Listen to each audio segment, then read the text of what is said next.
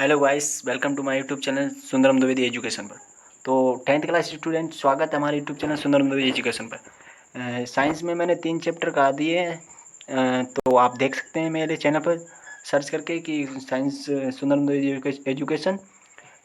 Science का first chapter, second chapter, third chapter और ये फोर्थ चैप्टर आ जा रहा है। ठीक है, तो आप बहुत ढंग से पढ़िए और आपका एग्ज़ाम नज़दीक है तो बहुत ढंग से पढ़िए आप। ठीक है, तो आपको पहला हेडिंग क्या है? मानव नेत्र, मानव नेत्र का, मानव नेत्र ह्यूमन आई का।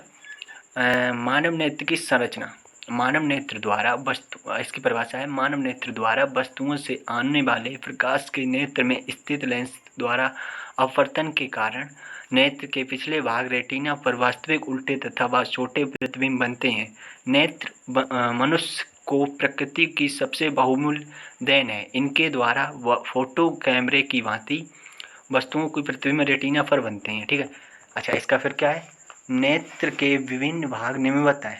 इसका जब चित्र आप देखेंगे तो आपको सब दिखाई पड़ जाएगा क्या निम्न निम्न बहुत हैं। ठीक है, तो इसके क्या है, 10 जो हैं वो भाग हैं। ठीक है, मैं बताता हूँ आपको। पहला है दृढ़ पटल, फिर दूसरा है कॉर्निया, फिर आइरिस, फिर पुतली अथवा नेत्र तारा, फिर उसके बाद 5वें नंबर पर नेत्र लेंस, फिर उसके बाद है जली द्रव तथा कचाप द्रव। ठीक है, ये आपको परिभाषा याद कर लेना है क्योंकि इसमें ज़्यादा हो जाता है, इसलिए मैंने कराया नहीं। आप लोग खुद देख लीजिए अपनी बुक से, ये इंपॉर्टेंट है, मैंने आपको हेडिंग बता दिया इसलिए आप कर लें। ठीक है, फिर रक्तक पटल 7 नंबर पर, ये 8 नंबर पे दृष्टि पटल रेटिना। ठीक है, अच्छा, फिर 9 नंबर पे पीत बिंदु, 10 नंबर पे अंध बिंदु।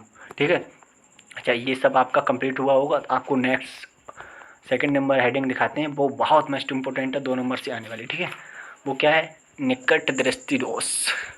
जिस व्यक्ति की आँखों में यह दोष होता है वह निकट की वस्तुओं को तो स्पष्ट देख सकता है किंतु दूर की वस्तुओं को नहीं देख सकता है। इस दोष के 2 कारण हो सकते हैं। ठीक है, पहला क्या है? आँख के गोले की लंबाई बढ़ गई हो, अर्थात अभिनेत्र लेंस की रेटिनॉक बीच की दूरी बढ़ गई हो। अभिनेत्र सेकंड नंबर है, अभिनेत्र लेंस की फोकस दूरी कम हो गई हो। निकट दृष्टि दोष को दूर करने के लिए व्यक्ति को अवतल लेंस लगा होता है। ठीक है, अच्छा, अब थर्ड नंबर जो हेडिंग है वो भी मोस्ट इम्पोर्टेंट है। ये सब 2-2 नंबर से पूछे जाने हैं, इम्पोर्टेंट है, ये इम्पोर्टेंट ही मैं करा रहा हूँ, आप समझिए इसे। ठीक है, अच्छा, दूर दृष्टि दोष। जिस व्यक्ति की आंखों में यह दोष होता है वह दूर की वस्तु तो स्पष्ट देख सकता है, किंतु निकट की वस्तुएं स्पष्ट नहीं देख सकता है। इस दोष को दूर करने के 2 कारण हैं। वो क्या है? किंतु निकट की वस्तुओं को दूर नहीं देख सकता है। इस दोष के भी 2 कारण हो सकते हैं। ठीक है, फर्स्ट कारण क्या है आपको बताते हैं। आँख के गोले की लंबाई कम हो जाए, अर्थात अभिनेत्र और रेटिना के बीच की दूरी कम हो जाए। ठीक है, ये पहला उदाहरण है इसका। और अभिनेत्र लेंस की फोकस दूरी अधिक हो जाए और दूर दृष्टि दोष को दूर करने के लिए व्यक्ति को उत्तल लेंस लगा हुआ चश्मा दिया जाता है। ठीक है, अच्छा, फोर्थ नंबर हेडिंग क्या है?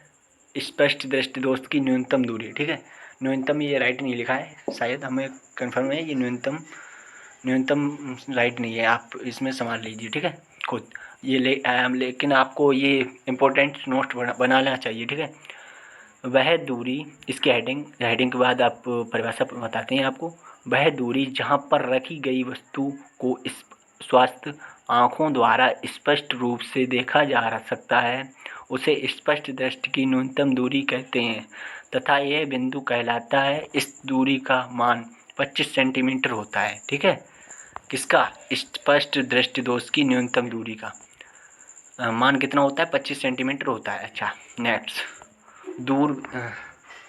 दूर बिंदु, ये भी मोस्ट इंपॉर्टेंट है, ये 2 नंबर से पूछी जाएगी। ठीक है, वस्तु की अधिकतम दूरी की स्थिति जहाँ से आँख उसे स्पष्ट देख सकती है दूर बिंदु कहलाता है। स्वस्थ आँखों के लिए यह बिंदु अनंत पर होता है। ठीक है, अच्छा, दूर बिंदु के बाद क्या आता है? दृष्टि बिंदु, और ये मोस्ट इंपॉर्टेंट है, आँख के निकट बिंदु, और ये 6 नंबर हेडिंग है। ठीक है, दूर बिंदु के बीच की दूरी बीच की दूरी को विस्तार कहते हैं। स्वस्थ नेत्र के लिए इसका मान 25 सेंटीमीटर से अनंत तक होता है। ठीक है, दृष्टि बिंदु का 20-25 सेंटीमीटर से अधिक दूरी पर होता है। अच्छा,